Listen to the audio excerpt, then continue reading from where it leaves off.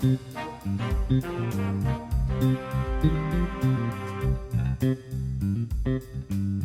and welcome to Dollars and Cents, the Australia Institute podcast where we're talking about just what the hell is going on in the economy.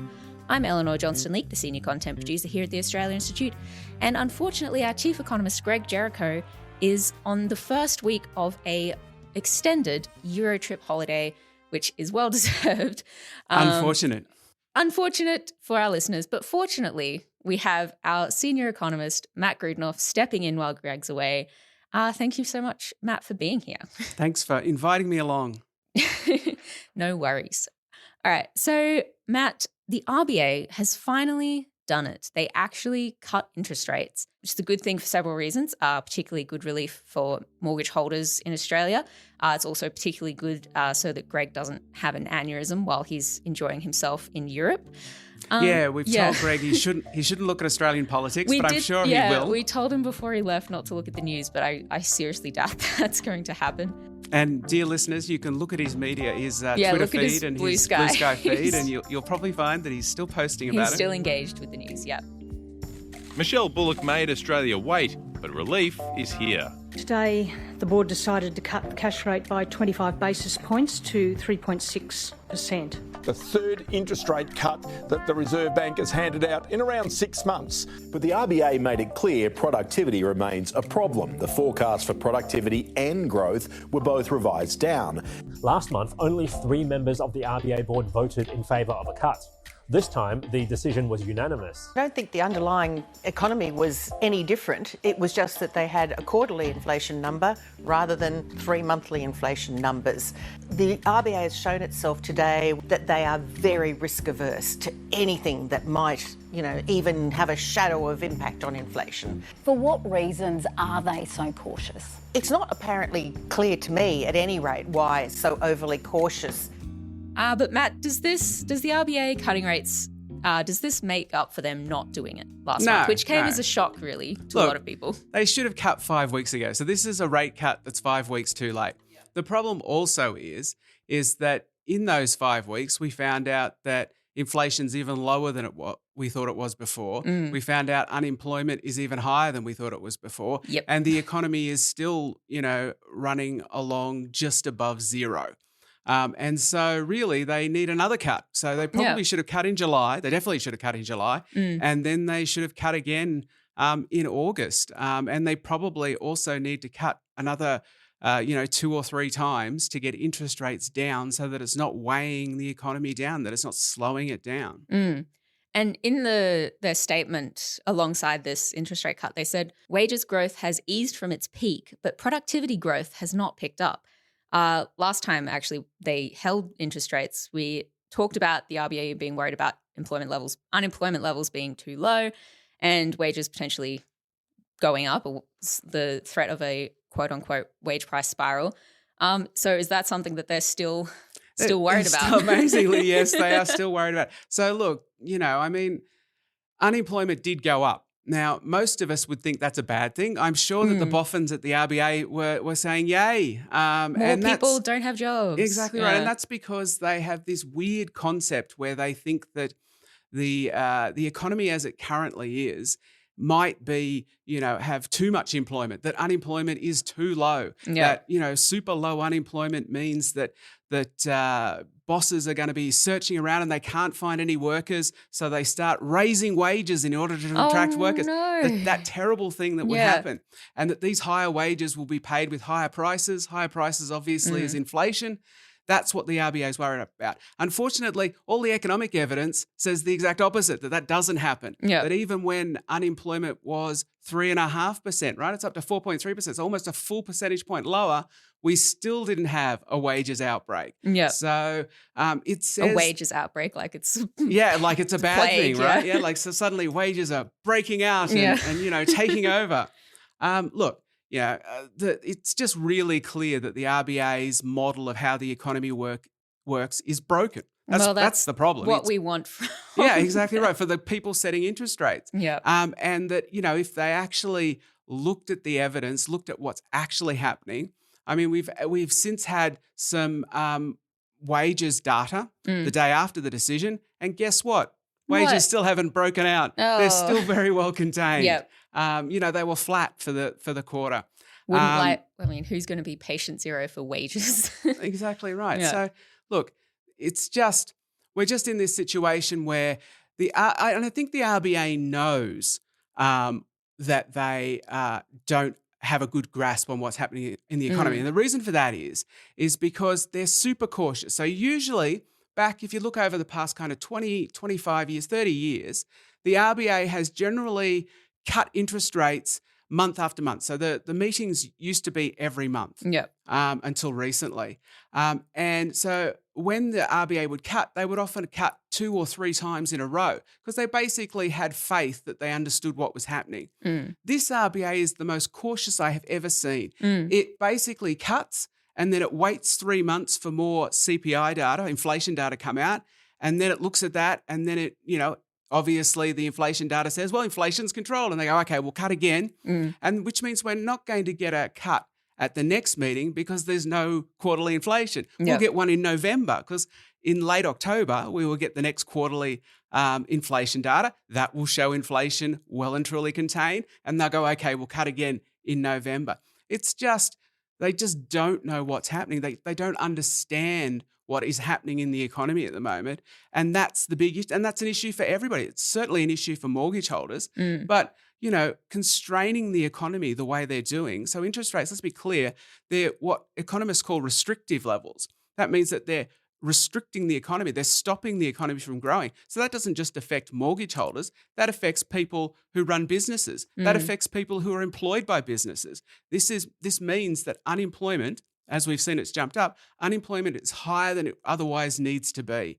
And really, the RBA needs a clean out, right? It just, it needs somebody to come in and inject some fresh economic thinking that's actually relevant.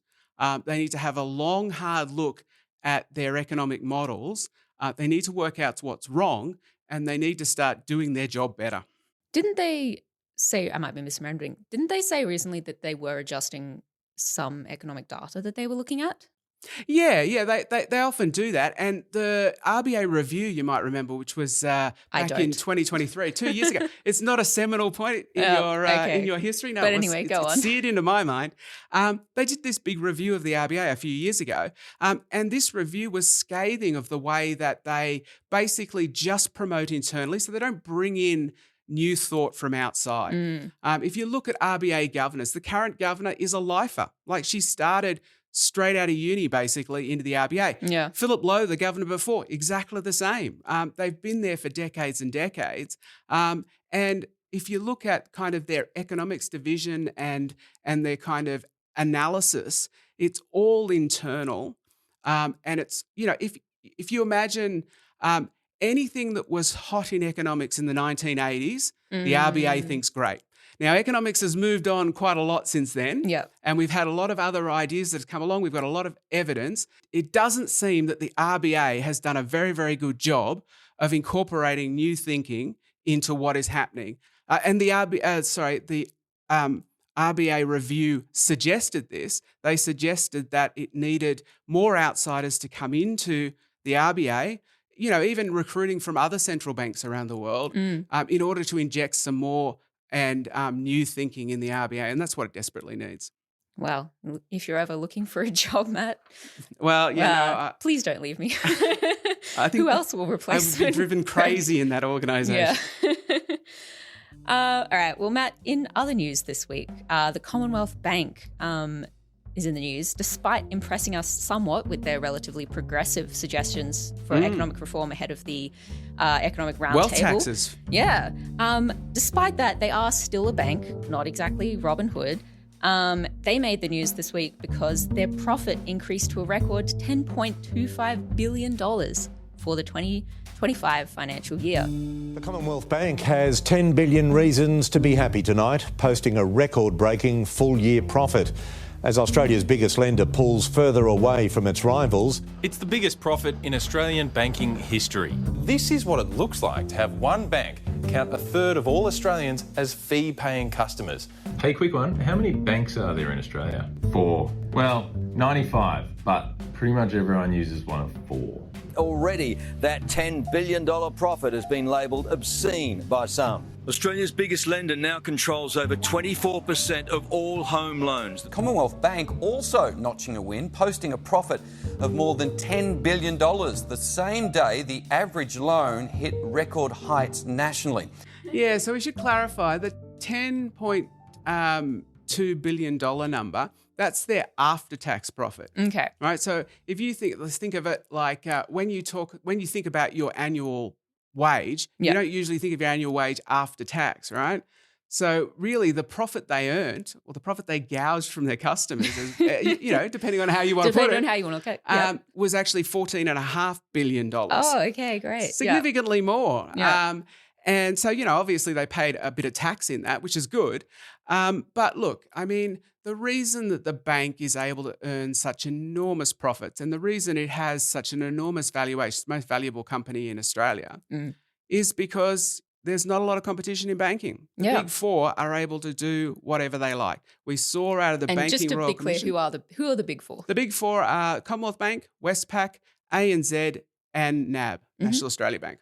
And we saw out of the Banking Royal Commission all those horrible stories. They come about again because there's enormous profits to be made and there's not that discipline of competition. So imagine your local cafe started treating you badly and, treating its employees badly. What do you think would happen? Everyone would go elsewhere. Exactly right, because there's plenty of competition. You would not show up to that cafe and that cafe would go broke. But, big companies, and there's, the banks are just one industry, but there's lots of industries in Australia that are dominated by a few big firms. Supermarkets, insurance, airlines, you name it. There's lots of them. Are just able to gouge their customers. And look, let's put this $14.5 billion number in context because it's such a large number that it's difficult to kind of wrap your head around it. So let's try and put it in numbers. If you divide their annual profit by the entire population of Australia, all 27 million, so every man, woman and child in Australia, it comes out at over $500 each. So the Commonwealth Bank earned profit equal to over $500 for every single person. That's not Commonwealth Bank customers, that's everybody. Yeah. That kind of gives you an idea of how much they're extracting from us and their customers in a given year. Those Dolomites things you get as kids will get you. Well, there's a reason they love them, right? Yeah. People don't switch banks. I was a Dolomite kid and then I was like, hang on a second. So was I. Why am I still with Commonwealth Bank? Yep. And look, people struggle to switch banks. And the advice we always hear, and I'm guilty of it, is shop around because you can get a better deal if you do shop around. But it is really hard to shop around. And, the big banks don't like you shopping around. There was a reform put forward, which I thought was quite clever. If you want to change mobile phone providers, right, you can port your mobile phone with you, right? So if you imagine, if you couldn't do that, in order to change mobile phone providers, you would have to tell everybody that you've ever given your phone number to that your number had changed, which would be a major pain in the butt. And you are very unlikely then to change providers. And change your details with like every single thing you've ever signed up for. Yep. Oh. So you just wouldn't change or providers. Or your two-factor authentication. Oh, gosh. It would be terrible, right? Yep. Well, we have a similar situation in banking, right? If you change banks, then all of your automatic debits and all of those kind of things have to be changed as well. And that's a pain in the butt. And so people don't want to do that. Well, you could actually port bank account numbers like you port mobile phone numbers. Yeah. That's perfectly possible. It requires a change at the back end to do that. But, it's completely doable. Banks have resisted that. Oh, that's not surprising. Not surprising at all, right? Why? Because they don't want you to be able to swap. They would rather it be inconvenient and they would rather people think it was inconvenient so that you don't change banks and so that there isn't that competition. So where was this reform put forward by? Like, who was this put forward by? These reforms, which have happened in other places around the world, have been on the table for more than a decade. And, they have been seriously considered in Australia. And, governments have put it up and banks have said, oh, no, we need more time to consider the implications. Oh, this is going to be costly. And then they just sort of delay.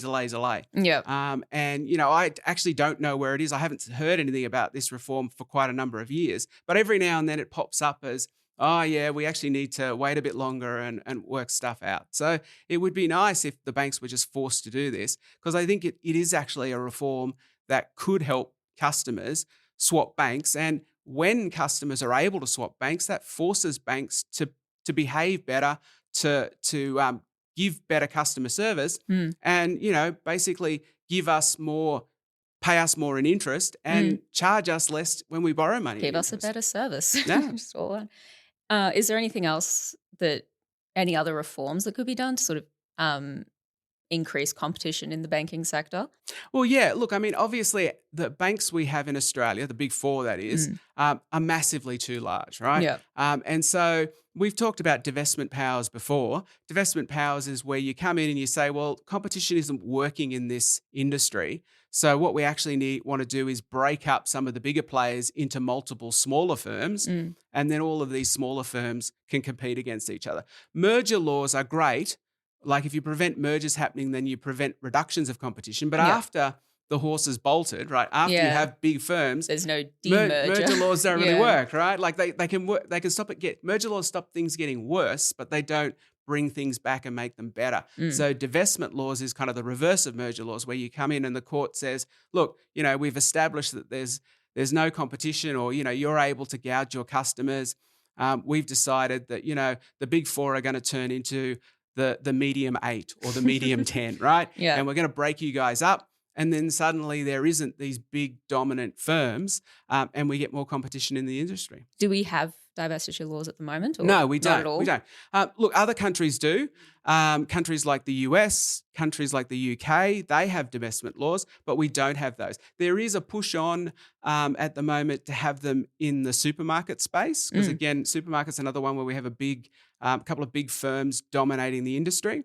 And there's actually a push on not just interestingly, not on the Labor side where you might expect that kind of thing, but actually on the coalition side, the National Party in particular, because farmers are impacted by supermarkets. Yeah. But I would argue that divestment powers shouldn't just be targeted at one particular industry. We should have them for any industry where it's not competitive.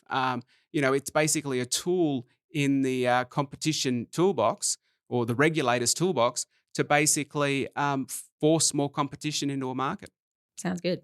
All right. And Matt, the long-awaited and much, to my surprise, hyped productivity roundtable, economic roundtable, the focus on productivity, is finally almost upon us. It's next week. Exciting. I'm sure you've got it marked in your calendar. Oh, yes. I'm counting down the sleeps. After a lot of submissions and discussions from all points of view about what should be done for economic reform in Australia, the expectations and conversation around it have gathered quite a lot of steam, more than I and maybe some other people might have expected from something like this. But it seems like the government is actually trying to put a little bit of a damper on the hype that's building around this. The much-hyped economic roundtable is all about momentum building. 3 days of talks have been scheduled. The only problem? The government's messaging over how ambitious they should be has risen and fallen like the tide. But there'll be a range of ideas. Governments make government policy, and our tax policy, the only tax policy that we're implementing, is the one that we took to the election. Despite the bold talk and the Prime Minister and Treasurer's media blitz of the last few days, almost pre-budget-like in its intensity, it's far from clear what the roundtable will ultimately achieve. For now, major tax reform is off the table. Yeah, so, I mean, the Treasurer sort of started this off as a productivity roundtable, and then it was an economic reform roundtable, so it's kind of morphed and changed a little bit along the way.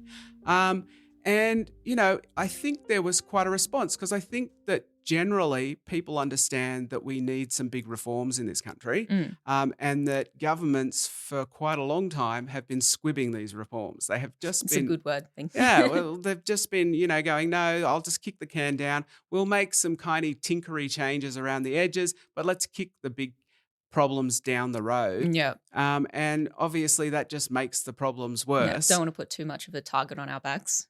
Exactly right. So, this was, after the election, we see a government with a thumping majority. Yeah. This is the kind of moment, if you like, for where real reform could actually occur.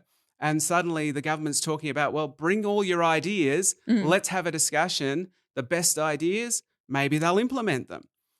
No. We seem to, well, maybe. We don't know. We don't know. But certainly after an initial kind of outpouring of some really good ideas and some really terrible ones, which, you expect from any sort of conversation. That's the idea. You throw all the ideas out there and hopefully the good ones have good arguments and they rise to the top, and the bad ones, people explain why they're bad and they sort of sink without a trace. But look, the Prime Minister has come out and been very clear that the only economic reform or changes that they're talking about are the ones they took to the election.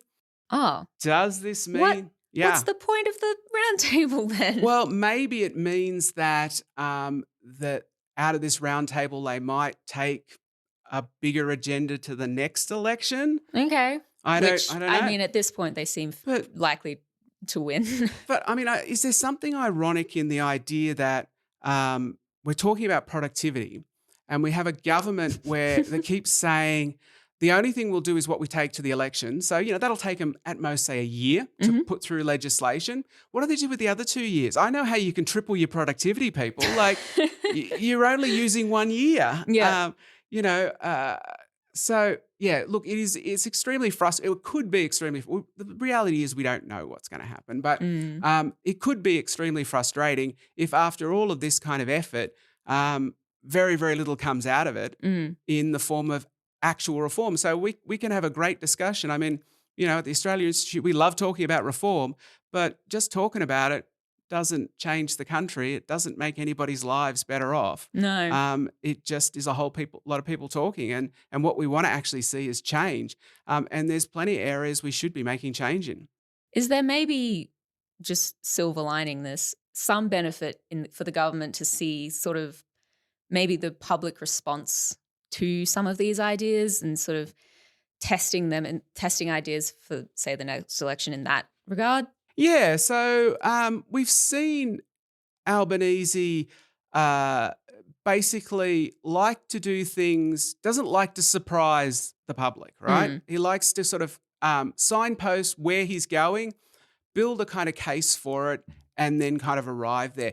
The recognition of Palestine is a good example, right? Yeah. So he kind of talked about it, we're thinking about recognizing Palestine. Then we heard it's not if but when, but we don't know when that's going to be, but it's going to be sometime in the future. And then suddenly, okay, we're there, we're going to recognize them in September. There was kind of, they didn't just pop up one day and say we're recognizing Palestine, and kind of everybody was shocked. So it could be, I mean, an optimistic read of what's happening now could be that, this economic roundtable will bring out some ideas that the government does want to take. Then they kind of say, these ideas came out of the roundtable. Let's have a discussion about, a few in particular that we're interested in. We're not saying we're going to do it right now, but, maybe. Maybe. And then, over the next year or so, they build the case for it and then they actually implement it. That's what they're doing in the next years. Well, maybe. Just talking about it. If they did that, fair enough. If I thought, that we were actually going to see some reform, then, absolutely, that would be good. My fear is if they just go, well, we didn't take it to the election, so we're not going to do it. Yeah. Well, then maybe we should have an election every year, and then you can take your reform package to the election, take a year to implement your reform, and then have another increase productivity. But I don't think people want an election every bloody year. No. And so you've got to ask yourself: we elected you to, we've given you as the people through our democratic vote a whole heap of power, and we want you to actually use that power. And if you don't want to use that power, then leave and let somebody else do it, because there are problems in Australia that need fixing. And, if you're not prepared to step up to the plate and do it, then get out of the way and let somebody else do it. Yeah. The Australia Institute, people from the Australia Institute who are not me, made a submission to this economic roundtable, which we don't need to get into all of the details of, but you told me that there were actually some pretty interesting discoveries in that submission. Yeah, so if we want to look at what we think the best reforms would be, and also most of these reforms are actually quite politically palatable. We think that they're not only good reforms for Australia, but they're actually popular and could help the country and are kind of accepted. And look, the major one is taxing the resource sector, in particular gas. Yeah. We've seen, over the last 4 years, the gas industry has exported, over $250 billion of gas. So that's $250 billion of gas. And PRT revenue has barely moved. Petroleum resource rent tax. Petroleum resource rent tax, the special tax that's supposed to tax, huge gas profits, which they've been earning recently. More than half of that exported gas, there were no royalties paid on it. Yeah. This is an industry that is undertaxed and is making enormous profits. And those profits are flowing almost exclusively to the foreign shareholders of these giant gas companies. So Australia's getting very little benefit. The gas industry employs very few people, only around 20,000 people across all of Australia. This is an area where we could get a much bigger dividend for the Australian people from reforming gas. Another area that we think that the government can work on, and they're out to credit Labor, to give them their due, is superannuation tax concessions. Mm-hmm. So they're talking about reducing the tax concession that people with balances over $3 million, so enormous super balances, far more than you would ever need for a comfortable retirement, that basically the tax on those is going to go up. They're going to get a smaller tax concession. We would argue that you shouldn't be giving any tax concession to people with $3 million or even, even less than that. But they are actually making reform, and that will raise several $1 billion a year, which is a good reform. And look, the last one I cannot not mention is negative gearing in the capital gains tax. I know I've talked to you plenty of times, Elinor, about this. I mean, this would raise, billions and billions of dollars. It would make housing more affordable. We've seen the capital gains tax discount, which is basically, for those that don't know, if you earn $100,000 from wages, from, going to work and working, you get paid at, your marginal tax rates. Everybody understands how that kind of tax works. But if you earned the same amount, $100,000 from selling an asset for more than you bought it for, you get half of that $100,000 tax-free. You only get taxed on $50,000 of that dollars. And so what's been happening is we've actually seen it in the tax data. We've been looking at the taxation statistics, and rich people, so people who earn more than $1 million a year, have massively increased how much they earn from capital gains. They're rearranging their how they earn income. So the amount they earn in wages is going down, and the amount they are earning in capital gains has been going up over time. And that's pretty obvious why, right? They're doing that because the most tax effective way of earning income is by earning it as capital gains. Now, you and I and the vast majority of people cannot change the way we earn our money like that. Yeah. But, the very, very wealthy do have control over some of that, and they're changing the way they earn income. And that's not healthy, because then basically they're hiring very smart accountants who are basically manipulating their income in order to reduce the amount of tax they pay. The other interesting thing that we've had from research at the Australia Institute is another area that is crying out for reform, and that is trusts. So trusts are like these weird little yes, please entities. explain to me, because I'm not a trust people. they're kind of very strange little reminiscences of kind of Victorian England, if you like. Okay. So way back in Victorian England, right? You might, if you were a wealthy man who, didn't work and, had an income, you might set up a trust for, underprivileged children. And the idea was you would put some assets that earn income into this trust. The trust would then earn income, and you could distribute that money to worthy causes, or you might set up a trust for your children. And, when they come of age,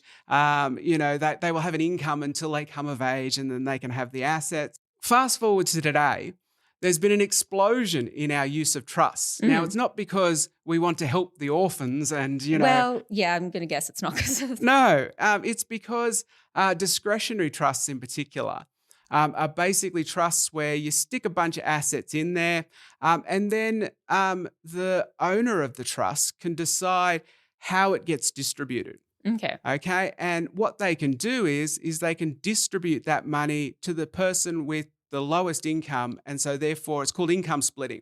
So rather than earn $200,000, I can split that up into, say, two $100,000 lots between two people. So rather than one person earning $200,000 and paying a lot of tax, two people earn $100,000 and you effectively get two tax-free thresholds. And because of the way that income tax brackets increase, you end up paying less tax. And also it's great for hiding your assets. It's great for if you're in a divorce proceeding and you don't want your partner to get anything, because the trust technically owns the assets and not you. They can't get a hold of it. It's used in all kinds of scummy ways, basically. And so what we've seen is this massive explosion, because it's a great way of avoiding tax, just like capital gains. And we've done some calculations at the Institute, a colleague, David Richardson, and he's worked out that a quarter of all income flows through trusts. So it's a quarter. A quarter. So it's gone from this kind of niche little thing that some rich people use. Great expectations. Yeah, and back even further as this weird little idiosyncrasy to this massive, basically behemoth of tax avoidance for the very, very wealthy. And look, that was another area that we were hoping out of this economic roundtable that we could actually have some reform on, because clearly a quarter of all income in Australia should not be running through trusts. All right. Well, hopefully someone who's actually going to be going to the economic roundtable is listening. And if you're out there, I don't know why you'd be listening to this podcast. No, actually, that's a lie. This is a great podcast. Anyway, the best podcast. Yes, please suggest our ideas. We would really appreciate that. Well, thank you so much for coming on, Matt. Yes, it's been great. Thanks for having me. And I will see you for the next 5 weeks. Yes, while Greg is off sunning himself around Europe, which I'm very jealous of. This episode of Dollars and Cents was recorded on Thursday, the 14th of August, and things may have changed since recording. If you want to have a look at any of our research into all of the ways that we can reform economic policy in Australia for the benefit of Australians, you can look at our research at australiainstitute.org.au. Music, as always, is by Blue Dot Sessions. Hope you all have a great week, and we'll see you next week. Bye.